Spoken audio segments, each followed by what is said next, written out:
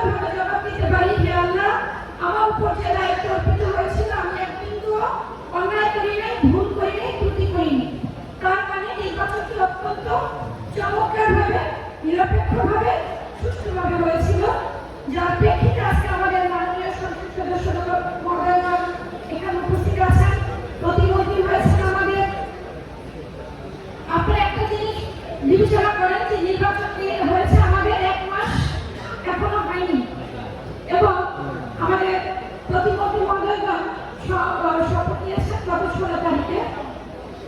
আমাদের মাননীয় prime minister তিনি নির্বাচনী ইশতেহারে যা যা বলেছিলেন, প্রথমে তিনি ফ্যামিলি কার্ডের কথা বলেছিলেন যে আমরা ক্ষমতায় আসলে ফ্যামিলি কার্ড দেওয়া হবে। আলহামদুলিল্লাহ আজকে এই ফ্যামিলি কার্ডে আমরা শুধু ঘোষণা করলাম। একটা বিষয় যে বাংলাদেশের মাত্র 14টি উপজেলায় পাইলট প্রজেক্ট হিসেবে নেওয়া হয়েছে, তার মধ্যে ব্রাহ্মণবাড়িয়ার বাঞ্ছারামপুর উপজেলায় একটি। তার মানে আপনারা ধরে নিতে পারেন যে আমাদের প্রতিমন্ত্রী মহোদয় কিন্তু গ্রহণযোগ্যতা সেই লেভেলে না থাকলে 14টা উপজেলার মধ্যে কিন্তু একটা উপজেলা আজকে বাঞ্ছারামপুর হতো না। তার মানে তিনি যথেষ্ট আপনাদের জন্য চেষ্টা করে যাচ্ছেন। এছাড়া আমাদের খাল কর্মসূচির কথা বলেছেন, আপনারা জানেন, সে চিঠিও আমরা পেয়েছি। আপনারা ইতিমধ্যে জেনেছেন কিনা আমাদের প্রত্যেকটি ইউনিয়নে একটি করে মসজিদ, জামে মসজিদ, এবং পৌরসভায় একটি জামে মসজিদ, প্রত্যেকটি উপজেলায় 2টো করে মন্দির। আমাদের এখানে যে হিন্দু মুসলিম সংখ্যাগরিষ্ঠতা সবচেয়ে বেশি, এদেরকে কিন্তু 2 জনকে, প্রত্যেকটি মসজিদের 2 জনকে মসজিদ এবং ইমাম, তাদেরকে কিন্তু সরকারি একটা ভাতা দেওয়া হবে। সে লক্ষ্যে কিন্তু আমরা কাজ করছি। হয়তো আজকেই আমি এটি কম্পাইল করে ইনশাআল্লাহ আমরা পাঠিয়ে দিব। তো এরপর খাল খননের বিষয় এসছে, আপনারা জানেন আমি এখানে জেলা প্রশাসক হিসাবে যোগদানের পরে আমি খালের লিস্ট করেছি। তখন অবশ্য আমরা সরকারি নির্দেশনা পাইনি।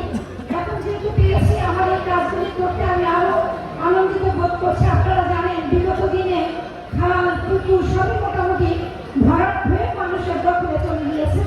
যেই বিষয়গুলো অত্যন্ত দুঃখজনক, খাল নদী নালা না থাকলে কিন্তু আমাদের দেশটা বাঁচবে না, আমরা জানি। তো এর লক্ষ্যে কিন্তু আমরা ইতিমধ্যে কাজ শুরু করে দিয়েছি।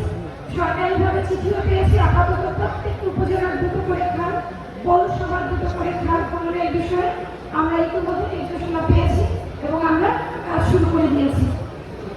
আপনাদের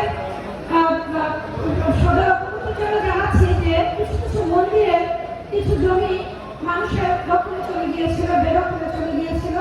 এই বিষয়গুলি কিন্তু আমাকে আমাদের যে কৃষিবিদ, আমাদের এখানকার যে বিএনপির সভাপতি আমাদের এই বিষয়টি জানিয়েছেন। আমরা কিন্তু এই মন্দিরের জায়গাগুলো কিন্তু আমরা উদ্ধারের কাজ শুরু করেছি। উপজেলা নির্বাহী অফিসারের সাথে কথা বলছি যে এই জমিগুলো যেন মন্দির এবং মসজিদের জায়গা, এটি যেন কেউ বেদখল করে নিয়ে যেতে না পারে, সে বিষয়ে আপনাদেরকে আমরা সার্বিক সহযোগিতা প্রদান করব। আমাদের মাননীয় প্রতিমন্ত্রী মহোদয় আমার সাথে শপথ গ্রহণের পর অধিক পদে